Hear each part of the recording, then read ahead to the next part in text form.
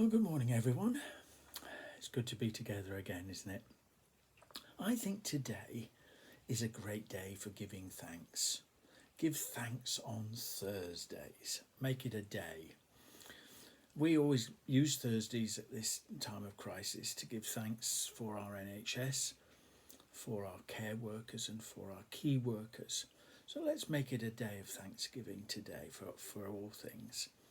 Psalm 137 is a very interesting psalm because it gives a series of scenarios of crisis that the children of Israel faced. And yet, at the end of every section, it finishes with an expression of thanksgiving to God for his goodness. Do you know there's always something to be thankful for, isn't there? Did you know that if you have food in your fridge, clothes on your back, and a roof over your head, you're richer than 75% of the people of the world? Did you know that if you can read a book, you're more blessed than nearly 2 billion people who can't read anything at all?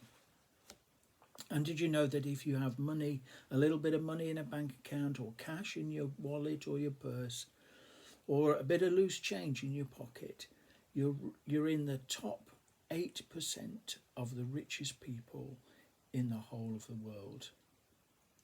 See, there's always something to give thanks for, even in the worst of times. Matthew Henry was a great Bible commentator, and one day he was robbed at knife point. And at the end of the day, he wrote in his diary, and he said this: "I'm really thankful today," he said, "because I've never been robbed before. I'm really thankful because they took my money and not my life." He said, "I'm really thankful because although they took all my money, it wasn't very much." And he said, with thanks, he said, I'm just so thankful for the grace of God in my life, that it wasn't me that was doing the robbing, but it was someone else. 1 Thessalonians 5:18 says, "Give thanks in all circumstances." Notice it says in all circumstances, not for all circumstances. I came across the story this week of Martin Rinkart. Martin was a German pastor in a walled town called Eilenburg. The town was engulfed first of all in a war, the 30 Years' War in Germany. And then it was quickly followed by a famine. And right on the back of that, there was plague that came to the town. And over 8,000 people in that small town died in 1 year. There were originally 4 pastors. One of them fled, ran away, 2 of them died, and Martin was the only one that was left. And he conducted all those funerals, and including some of his own family. And yet in this crisis, Martin Rinkart wrote these famous words of a hymn.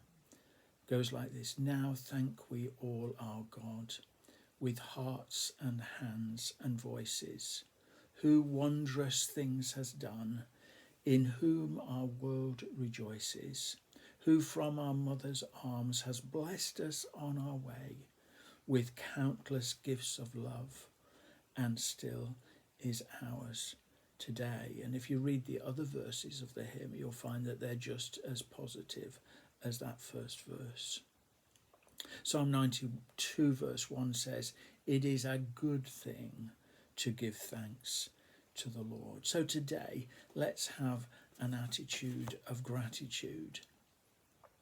If you're still wondering what to give thanks for, let me read this little poem. It says this: "Count your blessings instead of crosses. Count your gain instead of losses. Count your joy instead of woes. Count your friends instead of foes. Count your smiles instead of tears, and count your courage instead of fears. Count the full years instead of lean.